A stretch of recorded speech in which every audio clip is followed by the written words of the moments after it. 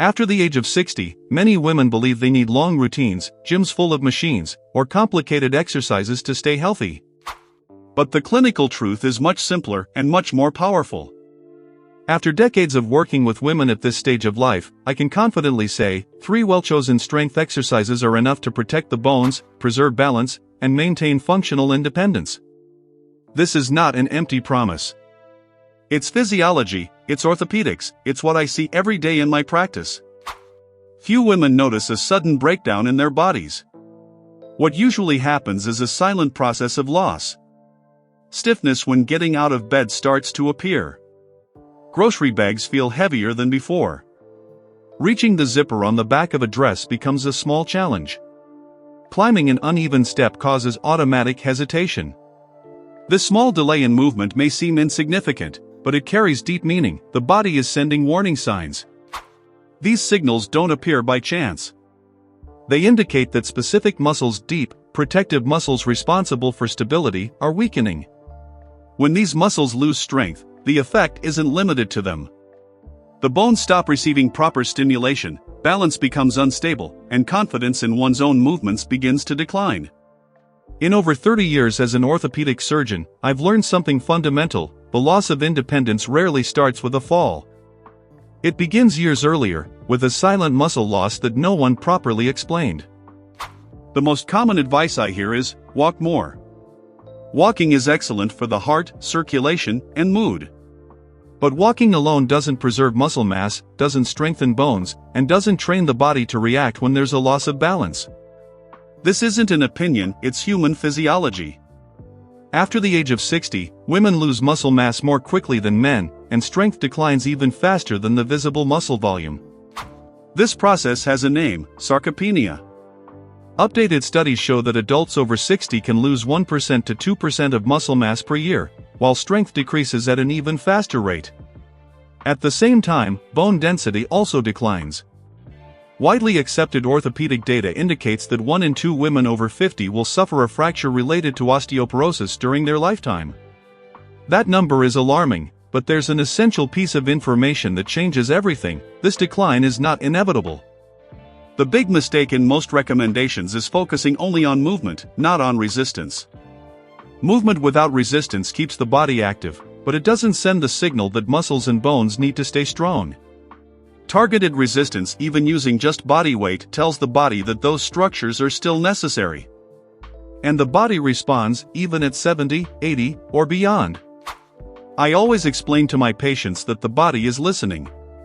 When the muscle pulls on the bone responds by getting stronger.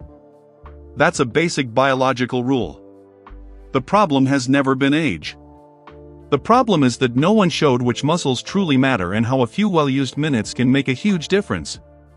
Before we begin, I always like to remind that this process is not about performance or artificial youth. It's about autonomy, dignity, and confidence in your own body. Now, let's move on to the first exercise, and it often surprises people. The first movement is often underestimated precisely because it looks too simple. In the clinic, I often hear, "Doctor, this seems way too basic to make a difference." However, when this movement is missing, the consequences show up quickly. The exercise is sitting down and standing up from a chair, also known as the bench squat. From an orthopedic point of view, this is one of the most important functional tests for the lower body. It directly involves the thigh muscles, glutes, deep hip stabilizers, and secondarily, the posterior leg muscles, the core, and even the ankle stabilizers. These muscles control almost all essential daily tasks: getting out of bed, getting out of the car, rising from the toilet, regaining balance when bending down to pick something up. When these muscles weaken with age, something subtle happens. The body starts to use momentum instead of strength. The hands begin to push off for support. The torso leans too far forward. A slight pause appears before standing up. That pause is not laziness or lack of willpower. It's the nervous system detecting instability. And it's exactly from that instability that falls are born. Research with women between 65 and 80 years old has shown that regular training of the sit-to-stand movement significantly improves lower body strength and reduces risk markers for falling. We're not talking about machines or heavy weights. We're talking about this simple movement, performed with control and attention. Proper execution starts with a sturdy chair behind you. Your feet should be hip-width apart, with your toes pointing forward. Your weight should be evenly distributed. Before starting the movement, gently engage your core, as if you were preparing to cough. Nothing exaggerated, just conscious. Next, move your hips back and begin to bend your knees naturally. Keep your torso upright and your gaze forward. Lower yourself in a controlled manner, counting about 3 seconds, until you lightly touch the chair without fully relaxing. Then, push the floor with your heels and return to a standing position in 2 seconds. Do not lock your knees at the top. Just remain upright and stable. Start with 8 repetitions, rest, and do 1 more set. That's enough. The exercise can be done 3 to 4 times a week. If balance feels uncertain, place the chair near a wall or counter. Your hands can stay nearby, just as a reference point, without pulling. Over time, progression happens naturally. First, increase to 10 or 12 repetitions. Then, make the descent even slower. This extra time under tension strengthens muscles and bones simultaneously. This movement is highly valued in orthopedics because it loads the hips and femurs directly, critical areas in fracture prevention, and because it preserves something essential, the ability to stand up on your own. Being able to stand up without help is one of the greatest indicators of long-term independence. The confidence that arises doesn't come from motivational words, but from the body's real capability. If you notice that you currently use your hands every time you stand up, that's not failure. It's information. And information is the starting point for change. After strengthening the muscles responsible for lifting the body and preserving basic autonomy, it's time to move on to an area that almost never gets the attention it needs. Walking, despite its benefits, does not properly train the body to deal with lateral imbalances. And this is one of the biggest gaps in healthcare after age 60. Most falls don't happen forward or backward.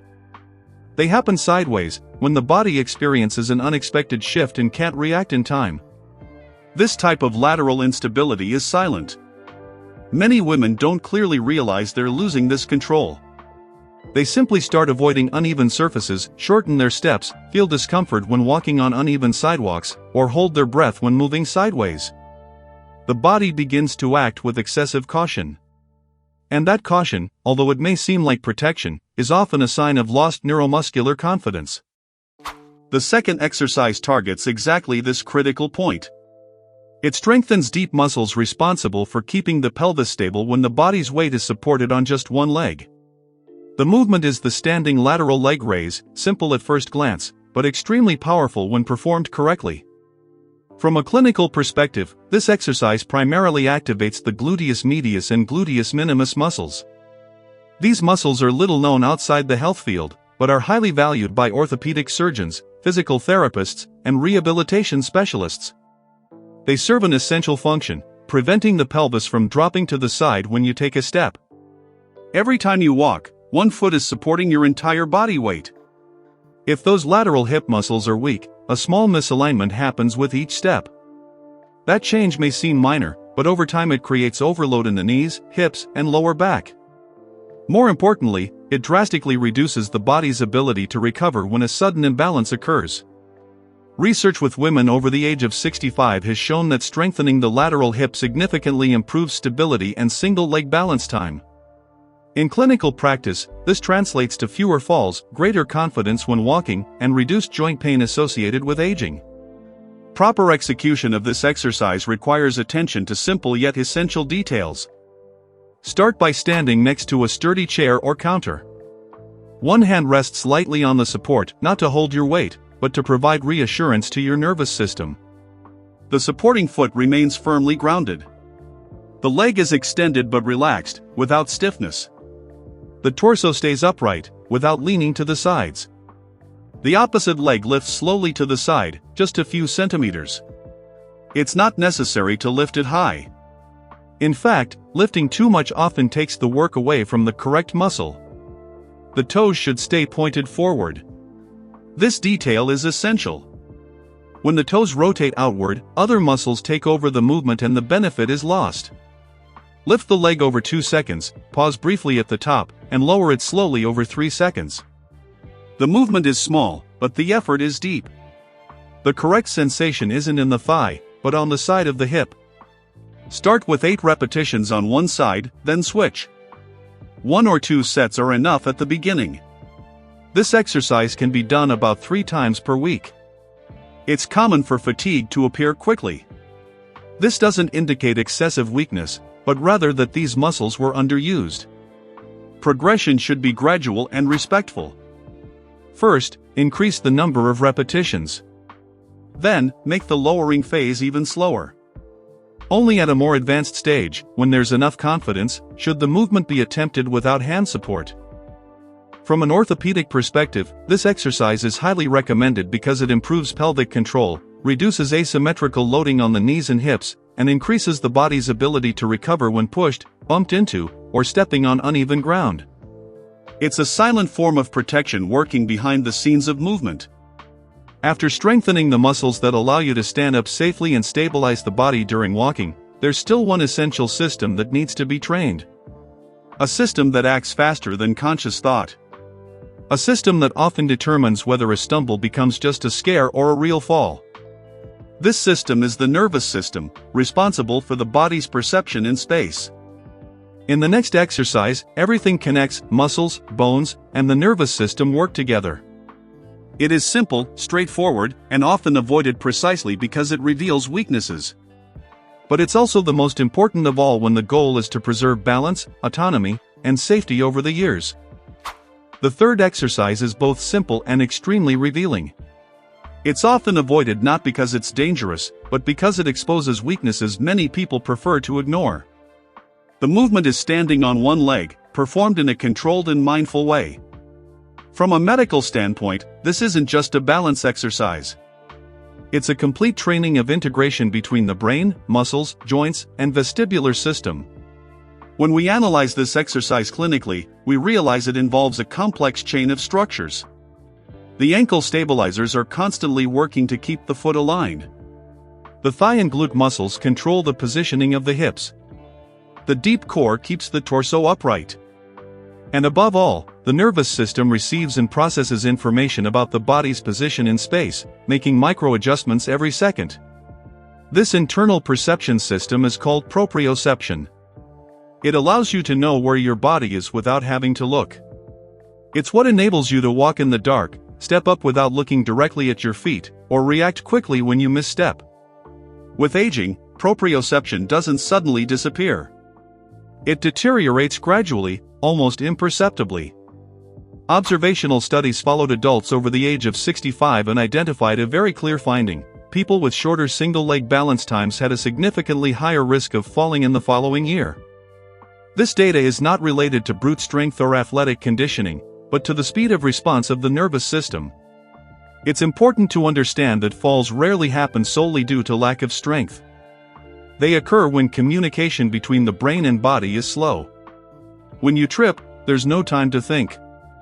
The body needs to react automatically. And that reaction only happens if it's been trained. Safe execution of this exercise begins with positioning. Stand near a firm surface, such as a countertop or a heavy chair. One hand stays nearby, without holding on. It's there only to reassure the nervous system. The body's weight is slowly shifted onto one foot. It's important to feel the entire sole of the foot in contact with the ground. Next, the other foot is lifted just a few centimeters off the ground. It's not necessary to lift it high. The gaze stays forward, and the breathing remains calm. The goal is to hold this position for about 10 seconds. It may seem simple, but for many people, this is already a significant challenge. After the set time, the foot returns to the ground with control. The movement is then repeated on the other side. In the beginning, 3 repetitions per side are enough. If 10 seconds is too difficult, 5 seconds is already adequate. The most important factor is the quality of control, not the duration. With practice, the time can gradually increase to 15, then 20 seconds. Only at more advanced stages, and only if there's confidence, should closing the eyes be attempted for a few seconds. From an orthopedic point of view, this exercise is highly valued because it predicts fall risk more accurately than many imaging tests.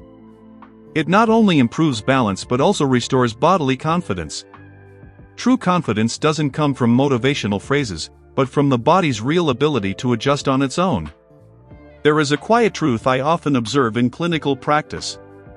Many women begin to limit their movements not because they have already fallen, but because they are afraid of falling.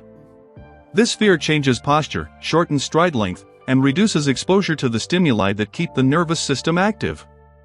Over time, the body becomes even less responsive. When we look at the three exercises together, the reasoning becomes clear. The first strengthens the muscles that allow you to stand up, ensuring functional independence. The second stabilizes the pelvis and spine, protecting the body against lateral imbalances during walking. The third trains the nervous system to react automatically when something unexpected happens. These movements don't require equipment, don't need a gym, and don't put strain on the joints. They respect the body and work with it, not against it. Just a few minutes, a few times a week, are enough to maintain mobility, safety, and confidence. At this stage of life, the goal is not to add years to existence, but to add movement to every year lived. Targeted resistance is what truly matters. Not extreme intensity, not exhaustion, but consistency and clarity. After understanding the role of each of the three exercises, sit to stand, lateral leg raise, and standing on one leg, a very common and absolutely valid question arises: how do you organize all of this into a routine without overdoing it, without fear, and without giving up halfway through? The answer is simple, but it requires clarity. After age 60, the body doesn't need more stimuli, it needs the right stimuli. One of the most frequent mistakes I see is the attempt to do a bit of everything. Long walks, random exercises found online, excessive stretching, and sometimes too much strength training all in one day. This kind of approach leads to fatigue, discomfort, and often, quitting. The body responds better when it receives clear and repeated messages. These three exercises form a solid foundation precisely because they target the most important systems for independence. A simple routine might look like this: on one day, perform the sit-to-stand exercise along with standing on one leg. On the next day, do the lateral leg raise and again the one-leg stand. On the third day, active rest or just the balance exercise. This alternation keeps the body stimulated without overloading it. Another essential point is understanding that mild muscle discomfort is acceptable, joint pain is not.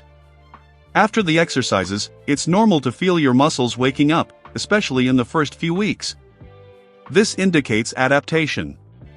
However, persistent joint pain, a sense of instability, or increased fear while moving are signs that something needs to be adjusted.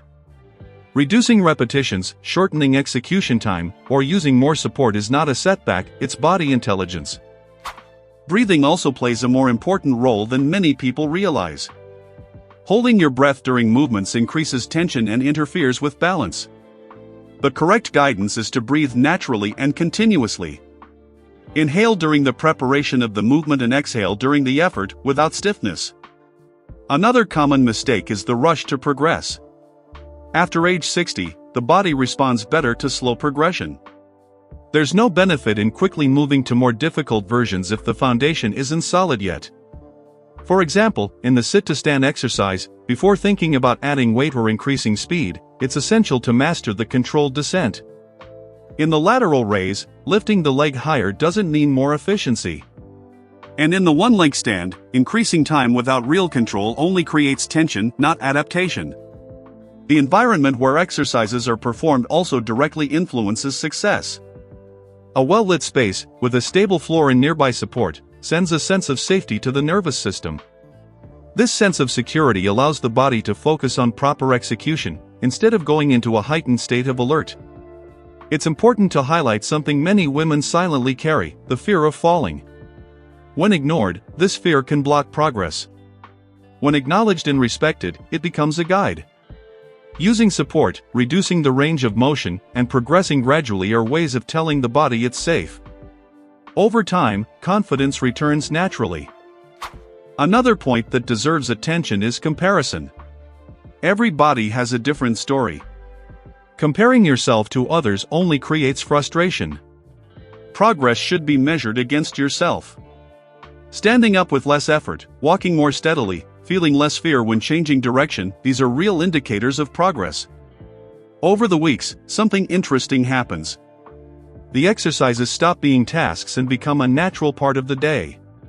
The body begins to crave movement.